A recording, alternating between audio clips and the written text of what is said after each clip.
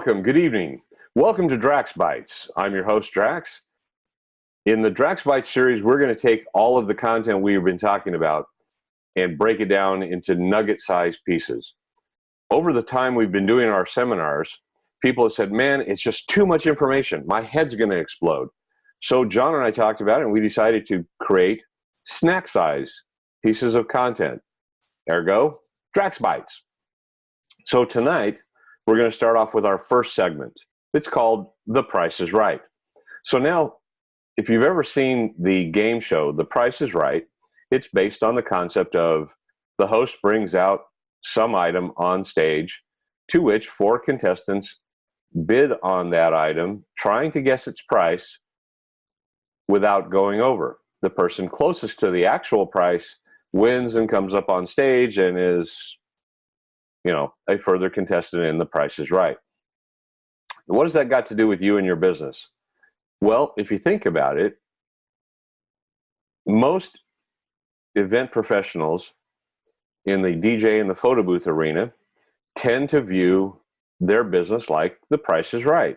The customer is the item on stage, and they feel they are bidding against all the other event professionals for that one item. So they want to be at the highest possible price without going over. That kind of sort of makes sense, except it's really not that. Rather, you have one consumer looking at a host of different items. It would be like the one consumer is looking for a car. One vendor provides a Hyundai. One provides a Volkswagen, another a Mercedes, and another a Rolls-Royce, a Bentley.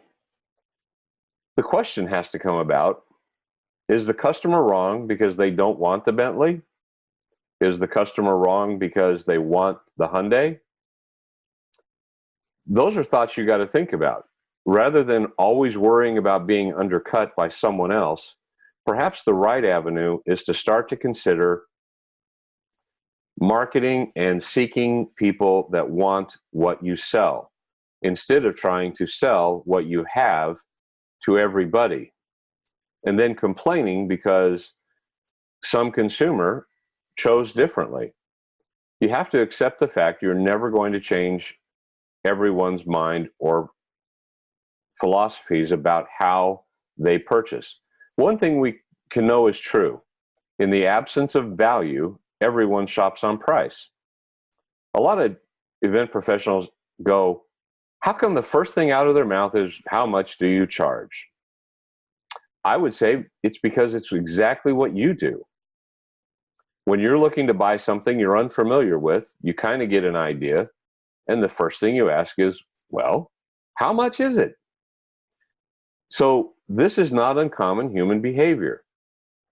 Once we understand that it is common human behavior, then we have to look at the concept of price.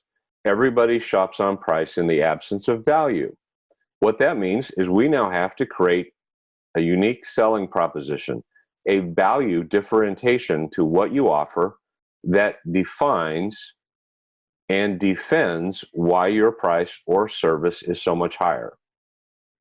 Does that make sense? Hopefully everybody's following along.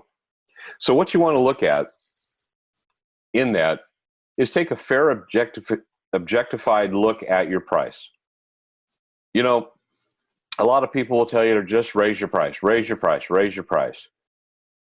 That is baloney, because raising your price in the absence of statistical numerical data to support it is the quickest way to be out of business.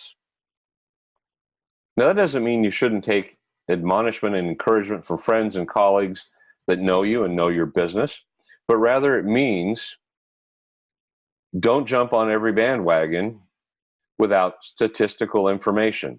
Anybody suggesting that is going to also suggest that you have statistical information. Here's an example. Before you raise your price, you need to know a few things. How satisfied are your customers? And I'm not talking about 5-star reviews per se, but actually sending them a detailed survey to find out that they got more than they paid for, less than they paid for, exactly what they paid for. Doing things like knowing how many leads come into your business versus how many events you book. Understanding that perspective.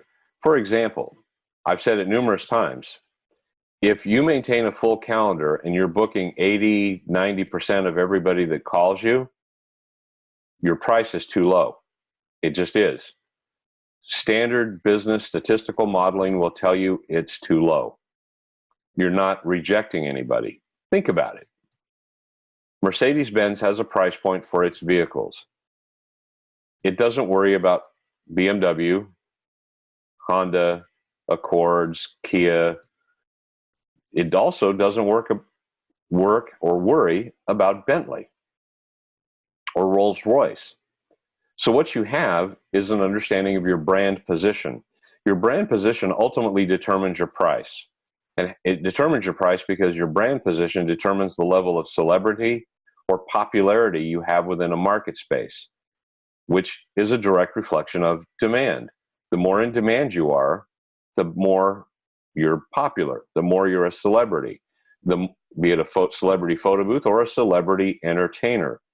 The things you have to think about is, how do I obtain that? So as we come back, you peel back the layers of the onion on your price.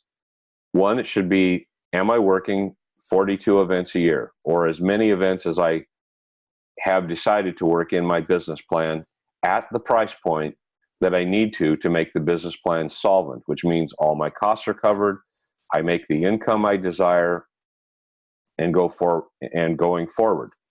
If you're doing all of that, you are on level ground. You're on solid, stable footing. Now what you have to do is say, I'd like to increase my price. Some people will go with I raise it $100 a year, $200 a year. I would say that's a great philosophy, but there's also an even better one. And that is, look at your demand-based modeling. Look at how many people want to hire you versus those that do. And what you want to look at is not just how many leads come in and ask questions and want to know how much you are. That's an important number, but I'm talking the number of people that actually pull out their checkbook, pull out their credit card, they want to buy, versus the ones that don't buy because you don't have availability. The ones that would have bought but couldn't because you're booked is an important marker, because it tells you about your demand cycle. If you have more demand than availability, your price can rise, and it can rise dramatically. What you want to do, in my opinion, is you want to be to the point that you're booking at least 60% on average of all the incoming leads for your business. Now you want to look at, out of the balance, how many of those were bookable if you had availability. If you can say another 15 or 20%, that gives you a couple of options. It gives you a price increase option, and it also provides you a choice of business. You could choose to move from being a single op photo booth, a single op DJ, to being a single op or a multi-op photo booth or a multi-op DJ. Either case, all of these business things translates across all platforms. So now the thing to consider with it is what to do. If you're a single op and you like that, you don't want employees, awesome. Time for a price increase. And what you would want to do is level up. You'd go up an amount, and I typically recommend $200, $300, maybe $500, depending where you are, and use that price point, again, based on your modeling, how many people that called you rejected your service based on price. And typically it's not about price, it's about you didn't show them enough value, or you showed them enough value, but the value proposition you were making was not appealing to them. It wasn't what they wanted to do. Ergo, there will always be a client and a DJ to match that client's price needs, and the client to match the DJ's price expectations. So what you do with those numbers is that can help you judge how much you can go up.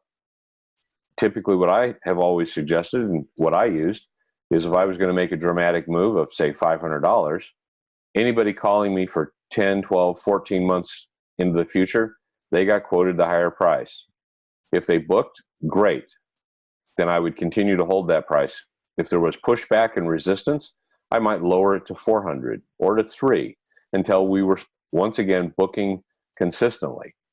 Because that's really important. You don't want to lose your bookings. You need to maintain a full calendar. Because in the entertainment side of this discussion, your prime earning years are in your 20s to your late 40s.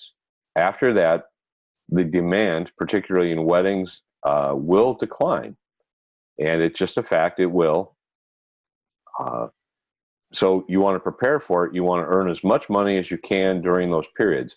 So you want to have good metrics. So the good metrics that you look for are exactly these things that we've discussed. This is how you lay out if the price is right. So to get the price being right, study your market, know what the demand is in the market for your specific unique service, understand what your cost of service is, understand what your unique selling proposition is, and ask yourself, have I developed a brand? If you haven't developed a brand, you will never be in the position to raise your prices and be the market leader in pricing. You just won't. You must create a brand, and you must do that through marketing and through the delivery of the service in such a fashion that the demand for that service rises rapidly, increases rapidly, to where you have maybe 2, 3 times, 4 times the demand for services than you have the ability to supply. Because guess what? If you're looking at 42 events and you're only getting 50 calls, there's a certain amount of desperation that sits in your cycle of, I can't afford to lose these calls. I've got to book them. That's where you find with a lot of DJs, they just feel the need to book every call.